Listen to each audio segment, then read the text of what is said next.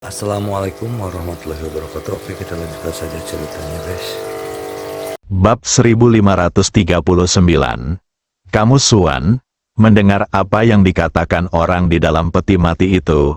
Xiaota sedikit tidak percaya dan berkata, orang ini benar-benar memiliki motif tersembunyi. Ye Guan terlihat sangat tenang, seolah-olah dia tidak terkejut sama sekali. Melihat ekspresi Ye Guan, Xiaota langsung bertanya, apakah kamu sudah tahu ini sejak lama? Ye Guan menatap peti mati di kejauhan, tatapan matanya dalam dan seringai muncul di sudut mulutnya. Bagaimana mungkin seseorang yang bisa membuat trik dengan dua figur kertas di depan pintu bisa menjadi orang yang baik? Lagi pula, tempat ini jelas disegel oleh seseorang. Tetapi dia berbohong kepadaku dan mengatakan bahwa dia dengan sukarela tinggal di sini untuk menyembuhkan lukanya. Yang terpenting adalah kebaikan orang ini agak tidak bisa dijelaskan. Ketika seseorang bersikap baik kepadamu tanpa alasan, jika dia bukan kerabatmu, maka dia pasti punya motif tersembunyi. Setelah hening sejenak, Xiaota berkata, itu hanya apa yang kupikirkan. Seperti kata pepatah, orang-orang hebat berpikir dengan cara yang sama. Ye Guan, lelaki itu masih tertawa terbahak-bahak, dan tawanya memperlihatkan semacam kegilaan dan kelegaan. Cahaya darah terus mengalir keluar dari tubuh Ye Guan, lalu menerobos kehampaan dan pergi ke suatu tempat yang tidak diketahui. Pada saat itu, orang di dalam peti mati itu perlahan-lahan melayang ke atas. Anggota tubuhnya terkunci dengan rantai hitam. Ada segel yang kuat di gunung pada rantai hitam. Wajahnya mengerikan dan penuh permusuhan, seperti iblis. Tawanya sangat gila, yang membuatnya tampak semakin menakutkan. Ye Guan menatap orang yang melayang keluar dari peti mati. Kau pasti dewa aneh, kan? Haha. Pria itu tertawa, harus kukatakan, kau sangat pintar. Sejak kau datang hingga sekarang, kau selalu waspada terhadapku dan tidak pernah lengah. Namun sayangnya, kau masih tidak bisa menahan keserakahan yang terpendam dalam hatimu. Selama kau tidak bisa menahan keserakahan ini dan melafalkan mantra, kau pasti akan mati. Bahkan jika kau melafalkan nama palsu, itu tidak akan berguna. Di hadapan kekuatan absolut, kebijaksanaan apapun tidak ada artinya. Ye Guandao, itu nama ayahku. Haha, Gui Shen tertawa terbahak-bahak lagi. Kalau begitu kau benar-benar anak baik ayahmu.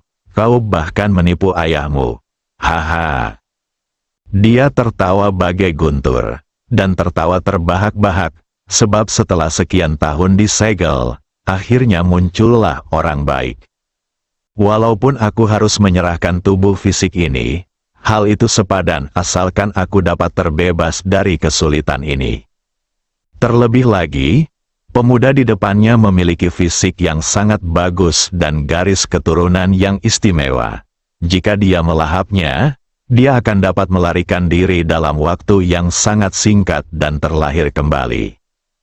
Harus saya katakan, Tuhan benar-benar membantunya. Memikirkan hal ini, tawanya menjadi lebih keras, dan seluruh dunia bawah tanah mulai bergetar hebat pada saat itu. Namun tak lama kemudian, alisnya berkerut dan dia mendongak hanya melihat bahwa kolom darah yang memecah kehampaan itu muncul di langit berbintang yang tidak diketahui. Dan di langit berbintang yang tidak diketahui itu, berdiri seorang pria berbaju putih. Pria berbaju putih itu menatap kolom darah yang mengalir deras ke arahnya, menggelengkan kepalanya dan tersenyum, Tuan Pena Dao Agung. Ini bukan salahku. Pihak lain menyerang lebih dulu. Aku bertindak untuk membela diri.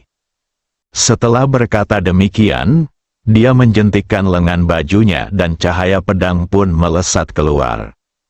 Melihat lelaki berbaju putih itu menghunus pedangnya, roh jahat itu langsung menyeringai, masih berjuang sampai mati. Konyol.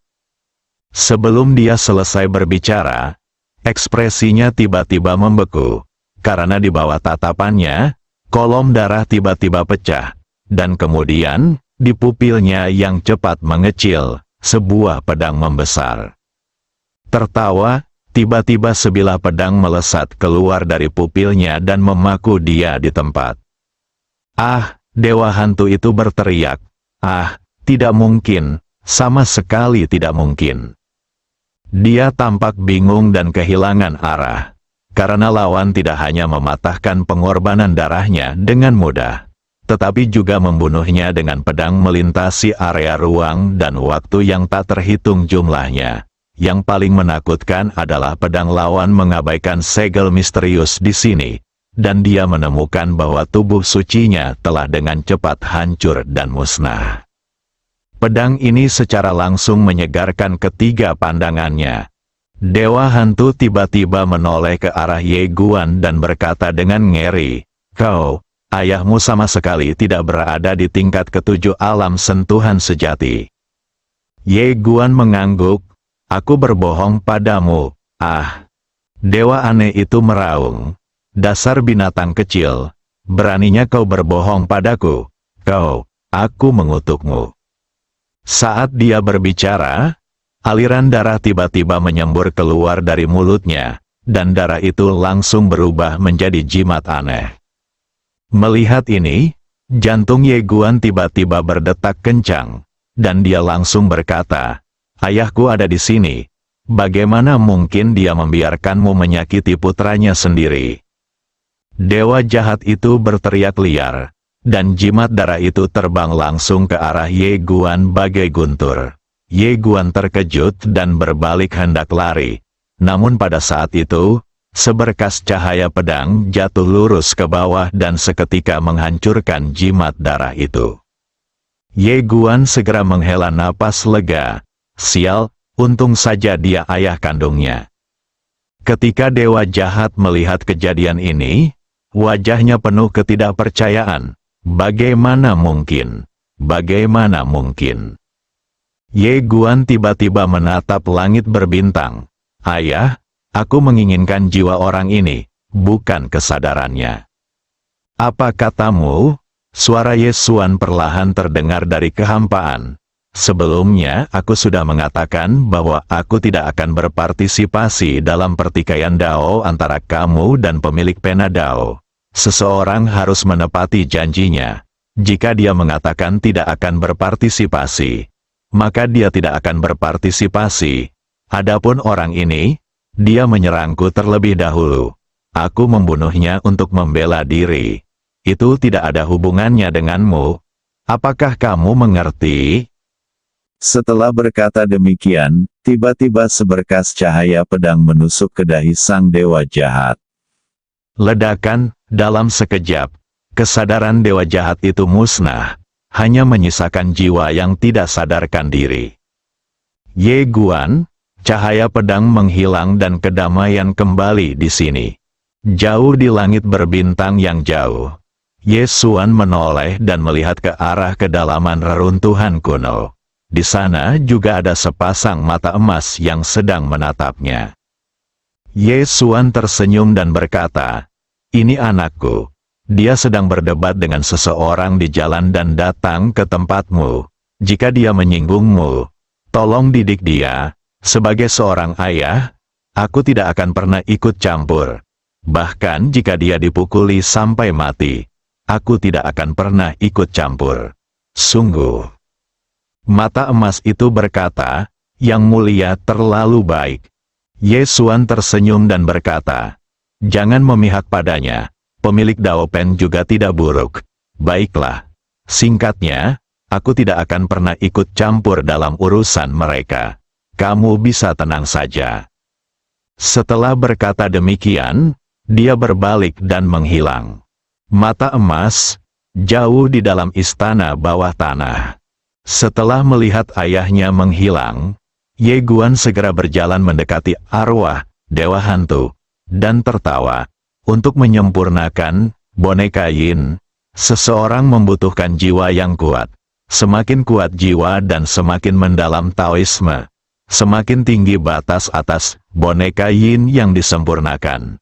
Bila tidak ada jiwa yang kuat, maka yang dapat dilakukan hanyalah memurnikan boneka yin palsu yang dapat menakuti orang tetapi tidak mempunyai daya tempur. Jika ada jiwa yang kuat, efektivitas tempur boneka yin yang disempurnakan akan jauh lebih lemah. Ye Guan tidak pergi, tetapi merentangkan telapak tangannya, dan cincin penyimpanan yang jatuh setelah tubuh dewa jahat itu terputus terbang ke tangannya.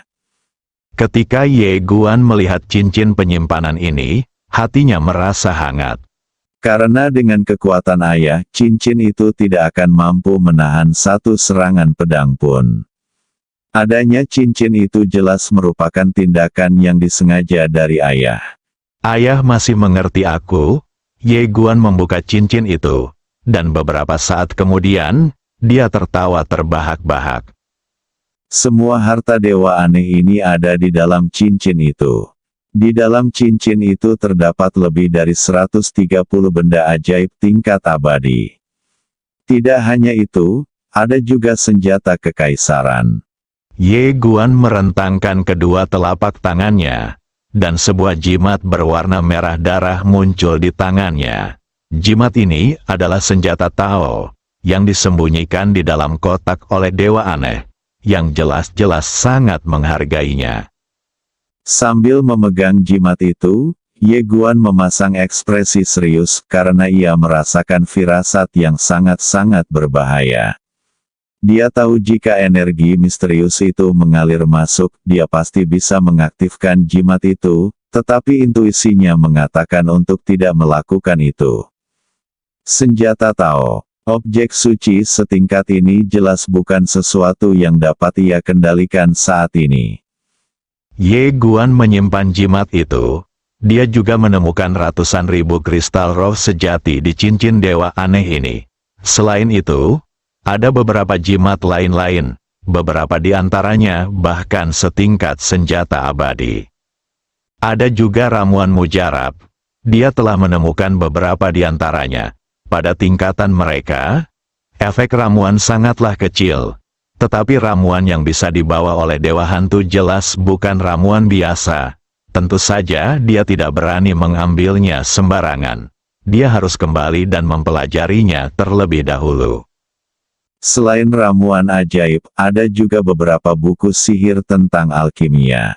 Dewa aneh ini tidak hanya dapat membuat jimat, tetapi juga membuat pil. Ye Guan tidak segera meninggalkan aula, tetapi duduk dan mulai memurnikan boneka yin. Dia ingin melihat sampai sejauh mana boneka yin yang dimurnikan oleh jiwa dewa aneh ini dapat menjangkaunya. Karena kesadaran dewa aneh itu telah terhapus, mudah bagi Ye Guan untuk memurnikannya. Namun, konsumsi kristal roh sejati terlalu besar. Dalam waktu kurang dari 1/4 jam, dia telah menghabiskan lebih dari 10.000 kristal roh sejati. Hal ini membuatnya merasa tertekan karena kristal roh sejati tidak diragukan lagi sangat berharga di dunia ini. Tidak ada cara lain, Ye Guan hanya bisa terus berlatih. Tak lama kemudian, seorang manusia kertas muncul di depannya. Di dalam manusia kertas itu terdapat jiwa dewa jahat. Tapi belum diaktifkan, Ye Guan menunjuk dan setetes darah mengalir ke alis manusia kertas itu. Ledakan, dalam sekejap, manusia kertas itu tiba-tiba membuka matanya, dan aura mengerikan muncul dari pemandangan itu. Sentuh kebenaran 7 poin, wajah Ye Guan tiba-tiba menjadi gelap, kok dia baru mencapai tingkat ke-6. Itu tidak ilmiah, dewa jahat itu begitu kuat. Mengapa yang ini begitu lemah? Dia terus membaca buku, Puppetry Yin, dan setelah beberapa saat, dia mengerti, ada batasannya. Alam boneka yin yang diciptakan melalui teknik boneka yin tidak boleh melampaui alam master terlalu jauh. Karena hal tersebut merupakan suatu keterbatasan, jika melebihi batas tersebut, boneka yin dapat lepas dari kendali sang guru. Ye Guan tidak lagi terjerat, karena selama kekuatannya meningkat, kekuatan Wayang Yin ini juga akan meningkat pesat. Misalnya, jika kekuatan tempurnya dapat mencapai tingkat ke-7 menyentuh kebenaran, maka boneka Yin ini akan mampu mencapai tingkat ke-9 menyentuh kebenaran. Selain itu, kekuatan tempurnya jauh melampaui Chu Zhen Jiufen yang berada pada level yang sama. Karena roh di dalamnya adalah dewa boneka, bos teratas dari perbatasan antara dunia maya dan dunia nyata. Ye Guan tidak meninggalkan aula, ia duduk lagi dan menyempurnakan manusia kertas. Namun kali ini manusia kertas itu palsu, ia hanya memiliki aura, dewa hantu, namun tidak memiliki kekuatan bertarung. Selain itu, Ye Guan juga mengendalikan manusia kertas di luar melalui teknik boneka Yin. Boneka Yin yang dimurnikannya sendiri diberi nama Gui Shen, dan yang di pintu diberi nama Gui Shen nomor 2. Panen yang luar biasa, Ye Guan mengemasi semua barangnya dan meninggalkan aula. Dia bergegas ke desa itu secepat mungkin. Sekarang dia memiliki 2 boneka Yin pada tingkat ke-70 menyentuh kebenaran di tangannya. Dia tidak bisa mengatakan bahwa dia tak terkalahkan di tempat ini. Tetapi dia pasti tidak akan memiliki masalah membunuh pemilik Dao Pen. Bunuh dulu pemilik Penada Dao. Ye Guan segera bergegas kembali ke desa. Bab 1540. Semua orang harus mati. Tetapi ketika Ye Guan bergegas kembali ke desa, dia menemukan bahwa pemilik Penada Dao belum kembali ke desa sama sekali. Orang ini lari, wajah Ye Guan tiba-tiba menjadi gelap. Dia tahu bahwa pemilik pena besar ini berpengetahuan luas dan pandai membuka segel, dan di mana-mana terdapat tempat rahasia dan reruntuhan. Bagaimana jika orang ini menemukan tempat rahasia dan mengalami petualangan? Panci kuno itu masih ada. Ketika dia melihat Ye Guan kembali, wajahnya tampak agak jelek. Ye Guan mengabaikannya dan menatap kepala desa Yuan Fan yang berdiri di sampingnya. Kepala desa datang bersama cucunya. Dia tersenyum dan berkata, "Tuan Ye." Ye Guan tersenyum dan berkata, "Biarkan aku menggali beberapa sumur untukmu." Yuan Fan sedikit bingung, bukankah itu tidak mungkin? Ye Guan berkata, "Sekarang seharusnya sudah baik-baik saja." Sambil berbicara, dia merentangkan kedua telapak tangannya, lalu 3 cahaya pedang beterbangan. Tanah tak jauh dari situ digali, dan dalam sekejap mata, 3 sumur muncul di halaman, dengan mata air menyembur keluar dari sumur-sumur itu. Melihat pemandangan ini, Yuan Fan sangat gembira dan berkata dengan gembira, "Tuan Ye, ini, bagaimana kami bisa berterima kasih padamu? Ini..." Yue juga sangat bersemangat. Dia menatap sumur, lalu ke Ye Guan, wajahnya penuh kegembiraan. Ye Guan tersenyum dan berkata, "Tidak perlu berterima kasih padaku. Ini hanya hal kecil bagiku. Kepala desa, aku pergi sekarang." Yuan Fan ragu-ragu sejenak, lalu bertanya, "Ayo pergi sekarang." Ye Guan mengangguk. Yuan Fan buru-buru bertanya, "Kita selesaikan makanannya dulu sebelum pergi." Yue sudah menyiapkan makanannya. Ye Guan menatap Yue, dan saat Yue melihatnya sedang menatapnya, dia pun segera menundukkan kepalanya. Melihat ekspresi Yuan Fan yang penuh harap, Ye Guan berpikir sejenak lalu berkata, "Baiklah." Yuan Fan buru-buru berkata, "Yue, cepat sajikan makanannya." Tak lama kemudian, meja itu pun terisi dengan hidangan. Ye Guan tidak suka berpuasa, jadi dia makan dengan sangat lahap. Gu Pan juga duduk dan makan dengan penuh kenikmatan. Mungkin karena dia dikurung terlalu lama, jadi dia tertarik pada makan. Yuan Fan tiba-tiba berhenti berbicara. Ye Guan melihat apa yang ingin dia katakan, jadi dia bertanya, apakah kepala desa punya sesuatu untuk dikatakan? Yuan Fan menghela napas pelan. Tuan, saya lihat Anda bukan orang biasa. Ini yang saya maksud. Saat Anda pergi ke kota Kyuyong, bisakah Anda membantu saya mencari tahu tentang kedua orang ini? Ye Guandao, siapa? Yuan Fan berkata. Orang tua Yuer pergi ke kota Kyuyong untuk menjual barang 3 tahun lalu. Tetapi mereka tidak pernah kembali. Jika kamu pergi ke kota Kyuyong, bisakah kamu membantuku mencari tahu? Ye Guan menatap Yuer. Yuer tanpa sadar ingin menundukkan kepalanya. Tetapi dia mengumpulkan keberanian untuk menatap Ye Guan. Ye Guan mengangguk. Oke, Yuan Fan berkata cepat. Terima kasih, Tuan Ye. Nama anak laki-laki saya adalah Yuan Zhen dan nama menantu perempuan saya adalah Qin Lian. Jika Anda memiliki berita tentang mereka, silakan minta seseorang untuk mengirim pesan kepada saya. Ye Guan mengangguk. Oke, setelah selesai makan, Ye Guan berdiri untuk mengucapkan selamat tinggal. Saat dia berjalan menuju pintu, Yuer tiba-tiba mendatangi Ye Guan sambil membawa tas besar.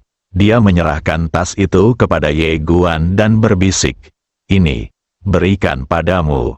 Dalam perjalanan, makanlah." Ye Guan tidak menolak. Dia mengambil bungkusan itu dan berkata sambil tersenyum, "Terima kasih." Setelah itu, dia mengeluarkan seuntai permen manisan hao dan menyerahkannya kepada Yuer. Sambil tersenyum dia berkata, "Ini adalah permen manisan hao. Kamu bisa mencobanya." Yuer sedikit penasaran. Dia mengambil permen hauten dan berkata, "Terima kasih."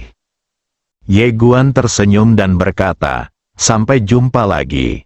Setelah berkata demikian, dia berbalik dan pergi. Yuan Fan buru-buru berkata, "Tuan Ye, ingatlah untuk mengambil jalan utama, dan jangan pergi ke tempat-tempat aneh lainnya." Di kejauhan, Ye Guan berkata, "Terima kasih sudah mengingatkan." Di gerbang halaman, Yuer berdiri di gerbang, memperhatikan Ye Guan pergi. Kepala desa Yuan Fan berjalan ke arah Yuer dan mendesah, "Gadis, dia dan aku berasal dari dua dunia yang berbeda."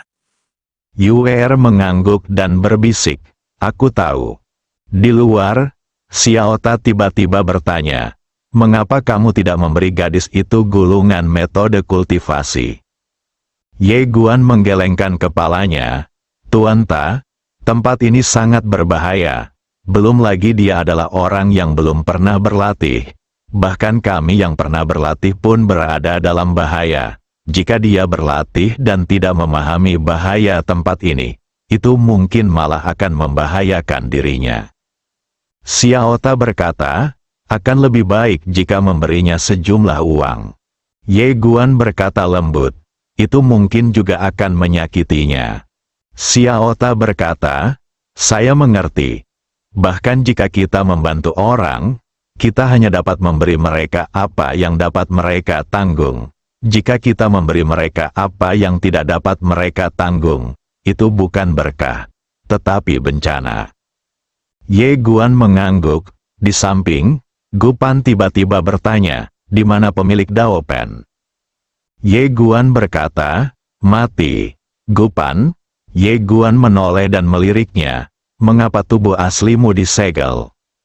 Gu Pan berkata dengan tenang, "Itu bukan urusanmu." Ye Guan berkata dengan serius, "Kamu bisa mengubah emosimu." Gu Pan berkata dengan dingin, "Saya telah memiliki sifat ini selama puluhan juta tahun dan saya tidak dapat mengubahnya." Ye Guan mengangguk dan tidak mengatakan apa-apa lagi. Gu Pan tiba-tiba bertanya, "Apakah kamu mendapatkan harta karun di bawah tanah?" Ye Guan berkata, "Itu bukan urusanmu." Wajah Gu Pan berubah gelap dalam sekejap. Ye Guan menoleh dan menatap Gu Pan. "Meskipun kamu memiliki temperamen yang buruk, kamu adalah orang yang lugas dan jujur. Aku masih sedikit mengagumimu. Jadi, aku memberimu nasihat, jangan main-main dengan pemilik Dao Pen. Kamu tidak boleh main-main dengannya. Gu Pan mencibir, aku takut padanya, sungguh lelucon, anak muda, meskipun kamu punya banyak trik, kamu lebih baik daripada pemilik pena Dao. Aku juga memberimu nasihat, bersikaplah rendah hati dan rendah hati, jangan bersikap sombong dan mendominasi seperti pemilik pena Dao. Orang seperti dia cepat atau lambat akan ditangani. Ye Guan mengangguk. Aku setuju denganmu, Gu Pan berkata dengan muram. Aku hanya berharap dia tidak mati di sini. Saat tubuh asliku keluar, dialah orang pertama yang akan kuhadapi. Ye Guan bertanya dengan rasa ingin tahu, Mi Buddha sudah sampai tingkat ahli yang mana? Mendengar ini, raut wajah Gu Pan langsung berubah muram. Kenapa kau bertanya pada orang tua itu, sialan? Ye Guan sedikit tertegun saat mendengar ini, mengapa orang ini begitu marah? Karena pertukaran pendapat yang tidak mengenakan itu, keduanya tetap diam sepanjang jalan. Tak lama kemudian, mereka berdua telah meninggalkan desa jauh di belakang dan tiba di sebuah gunung besar. Selama perjalanan, mereka melewati beberapa desa. Penduduk desa sangat waspada, tetapi mereka tidak berhenti. Ye Guan ingin terbang, tetapi dia masih sedikit takut. Ada terlalu banyak bos misterius di tempat ini. Terbang dengan pedang terlalu mencolok. Jika dia tidak berhati-hati, dia mungkin diserang. Terlebih lagi, kamu tidak tahu level orang kuat apa yang menyerangmu. Sama seperti dewa jahat itu. Jika bukan karena ayahku, bahkan 100 orang pun tidak akan mampu mengalahkannya. Di tempat ini, cobalah untuk bersikap rendah hati. Tidakkah kau lihat bahwa Gu Pan ini juga sangat rendah hati? Meskipun orang ini tangguh, dia tidak bodoh. Ye Guan bertanya lagi, kamu berasal dari peradaban mana? Dia masih sangat penasaran tentang asal-usul orang ini.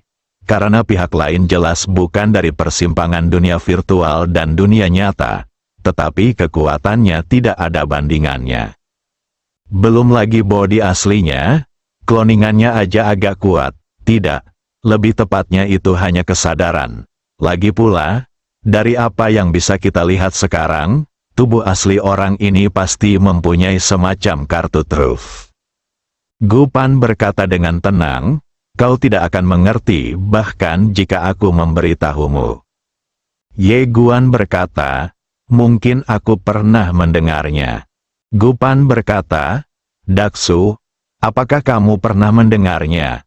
Ye Guan mengerutkan kening. Gu Pan berbisik, bagaimana kau bisa mendengar tentang? Saat dia berbicara, matanya dipenuhi emosi, seolah-olah dia sedang mengingat masa lalu.